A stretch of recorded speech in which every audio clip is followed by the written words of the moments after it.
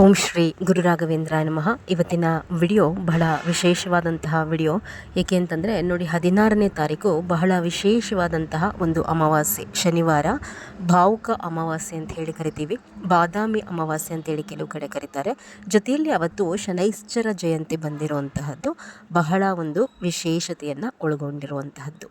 ನಾವು ಅವತ್ತಿನ ದಿವಸ ಯಾವುದೇ ದೇವರ ಪೂಜೆಯನ್ನು ಮಾಡಿದ್ರೂ ಕೂಡ ಬಹಳ ಸತ್ಫಲಗಳು ನಮಗೆ ದೊರೆಯುತ್ತೆ. ಅವತ್ತು ರಾಯರ ಪೂಜೆಯನ್ನು ಮನೆಯಲ್ಲಿ ಮಾಡುವಂತಹದ್ದು ವಿಶೇಷ, ಆಂಜನೇಯ ಸ್ವಾಮಿ ಪೂಜೆ ಮಾಡುವಂತಹದ್ದು ವಿಶೇಷ.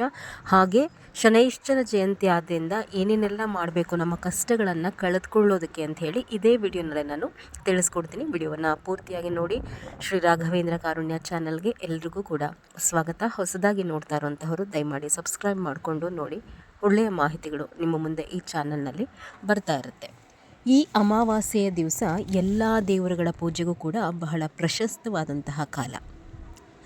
ಶುಕ್ರವಾರ ಕಳಸವನ್ನು ಯಾರಾದರೂ ಅಮಾವಾಸ್ಯೆ ಪೂಜೆ ಮಾಡಲಿಕ್ಕಾಗಿಲ್ಲ ಅಂತಂದರೆ ಶನಿವಾರ ನೀವು ತಪ್ಪದೆ ಕಳಸವನ್ನು ಇಟ್ಟು ಪೂಜೆಯನ್ನು ಮಾಡಿ, ಬಹಳ ಒಳ್ಳೆಯದಾಗುತ್ತೆ.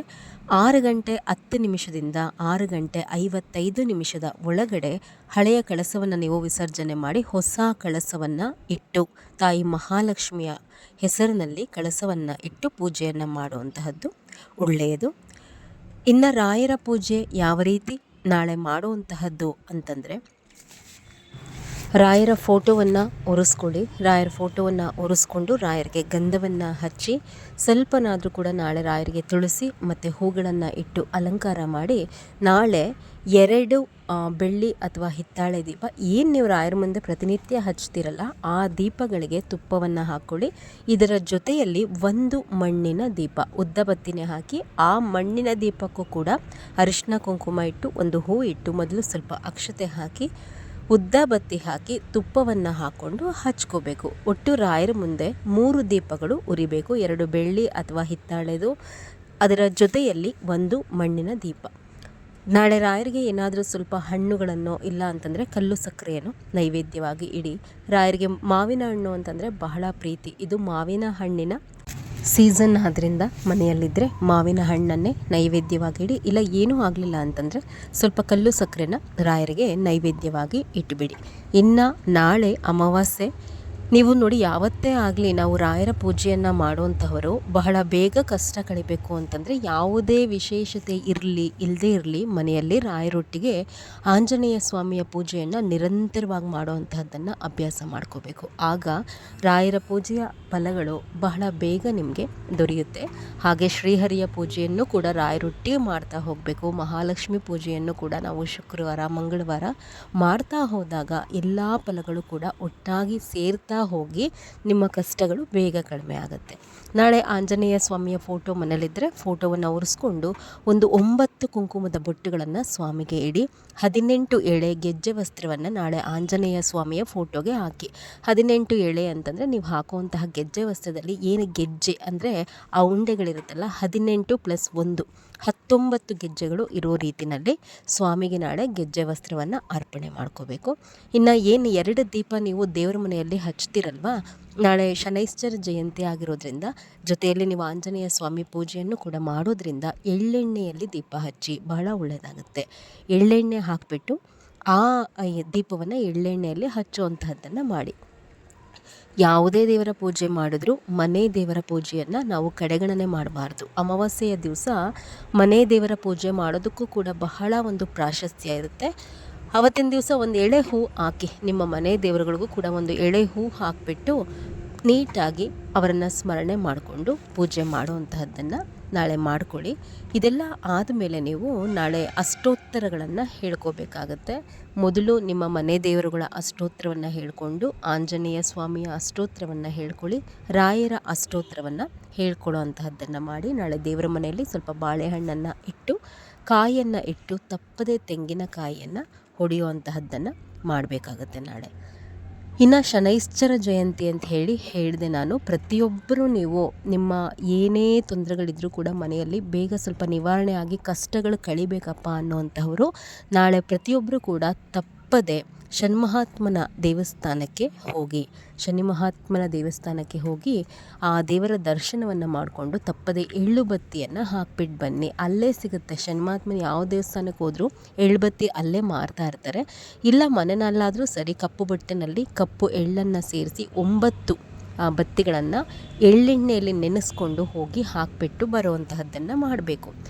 ಸ್ವಾಮಿಯ ದರ್ಶನಕ್ಕೆ ಹೋದಾಗ ಒಂದಷ್ಟು ತಪ್ಪುಗಳು ನಾಳೆ ಅಂತಾನೆ ಅಲ್ಲ ನೋಡಿ, ಯಾವತ್ತೇ ನಾವು ಶನಿಮಹಾತ್ಮನ ದೇವಸ್ಥಾನಕ್ಕೆ ಹೋದಾಗ ಈ ತಪ್ಪುಗಳನ್ನ ಮಾಡಬಾರ್ದು. ಇರೋ ಕಷ್ಟದ ಜೊತೆಗೆ ಇನ್ನೊಂದಷ್ಟು ಕಷ್ಟವನ್ನು ಮೈ ಮೇಲೆ ಎಳ್ಕೊಂಡು ಬಿಡ್ತೀವಿ. ಏನ ತಪ್ಪುಗಳು ಅಂತಂದರೆ, ಕಪ್ಪು ಬಟ್ಟೆಯನ್ನು ಧರಿಸಿ ಶನಿ ಮಹಾತ್ಮನ ದೇವಸ್ಥಾನಕ್ಕೆ ಯಾವತ್ತೂ ಹೋಗಬಾರ್ದು. ನೋಡಿ, ಅದರ ಜೊತೆಯಲ್ಲಿ ಯಾವತ್ತೂ ಶನಿವಾರ ಆಂಜನೇಯನ ದರ್ಶನಕ್ಕೆ ಹೋಗ್ತೀವಲ್ವ, ಅವತ್ತೂ ಕೂಡ ನಾವು ಆದಷ್ಟು ಕಪ್ಪು ಬಟ್ಟೆಯಲ್ಲಿ ಆಂಜನೇಯನ ದರ್ಶನವನ್ನು ಮಾಡಬಾರ್ದು. ಏಕೆಂದರೆ ಶನಿವಾರದೊತ್ತು ಆಂಜನೇಯ ಸ್ವಾಮಿಯ ಸನ್ನಿಧಿಯಲ್ಲಿ ಶನಿ ಮಹಾತ್ಮ ಕೂಡ ಅಲ್ಲೇ ಇರ್ತಾರೆ. ಹಾಗಾಗಿ ನಾವು ಆಂಜನೇಯ ಸನ್ನಿಧಾನಕ್ಕೂ ಕೂಡ ಕಪ್ಪು ಬಟ್ಟೆಯನ್ನು ಹಾಕ್ಕೊಂಡು ಹೋಗಬಾರ್ದು. ಮತ್ತು ಆಂಜನೇಯ ಸ್ವಾಮಿಯ ದರ್ಶನ ಪಡೆದ ಮೇಲೆ ನಾವು ಬೆನ್ನನ್ನು ಸ್ವಾಮಿಗೆ ತೋರಿಸಿ ದೇವಸ್ಥಾನದಿಂದ ಆಚೆ ಬರಬಾರ್ದು.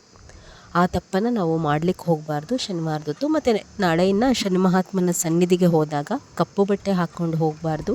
ಶನಿ ಮಹಾತ್ಮನ ಸನ್ನಿಧಿಯಲ್ಲಿ ಆ ಸ್ವಾಮಿಗೆ ಸಾಷ್ಟಾಂಗ ನಮಸ್ಕಾರವನ್ನು ಹಾಕಬಾರ್ದು. ಅಂದರೆ ನಾವು ಬೇರೆ ದೇವಸ್ಥಾನಗಳಿಗೆ ಹೋದಾಗ ಪೂರ್ತಿಯಾಗಿ ದೀರ್ಘದಂಡ ನಮಸ್ಕಾರ ಹಾಕ್ತೀವಲ್ವ, ಆ ರೀತಿ ಸ್ವಾಮಿಗೆ ಸಾಷ್ಟಾಂಗ ನಮಸ್ಕಾರ ಹಾಕಿದ್ರೂ ಕೂಡ ಕಷ್ಟ ಬರುತ್ತೆ. ಇನ್ನು ಸ್ವಾಮಿಗೆ ಬೆನ್ನನ್ನು ತೋರಿಸಿ ಬರಬಾರ್ದು. ನಾವು ಸನ್ನಿಧಿಯಿಂದ ಬರುವಾಗ ಸ್ವಾಮಿಯ ಮುಖಕ್ಕೆ ನಮ್ಮ ಮುಖ ನೇರವಾಗಿರೋ ರೀತಿಯೇ ನಾವು ದೇವಾಲಯದಿಂದ ಆಚೆ ಬಂದುಬಿಡಬೇಕು. ಸ್ವಾಮಿಗೆ ನಮ್ಮ ಬೆನ್ನನ್ನು ತೋರಿಸಿ ಹೊರಗಡೆ ಬಂದರೆ ಕಷ್ಟಗಳು ಜಾಸ್ತಿ ಆಗುತ್ತೆ ಅನ್ನುವಂತಹ ಪ್ರತೀತಿ ಇದೆ. ಮನೆಯಲ್ಲಿ ತುಂಬ ಯಾರಿಗಾದರೂ ಸಾಲ ಮಾಡಿಕೊಂಡು ಬಹಳ ಕಷ್ಟಪಡ್ತಾ ಇದ್ದೀರಾ, ಅಥವಾ ಇನ್ನೇನೋ ಮನೆಯಲ್ಲಿ ಬಹಳ ಕಷ್ಟ ಇದೆ ಅಂದರೆ, ನಾಳೆ ಸ್ವಾಮಿಯ ದರ್ಶನಕ್ಕೆ ಹೋಗುವಾಗ ಶನಿ ಮಹಾತ್ಮನ ದರ್ಶನಕ್ಕೆ ಒಂದು ಅರ್ಧ ಲೀಟರ್ ಎಳ್ಳೆಣ್ಣೆಯನ್ನು ದೇವಸ್ಥಾನಕ್ಕೆ ಕೊಟ್ಬಿಡಿ.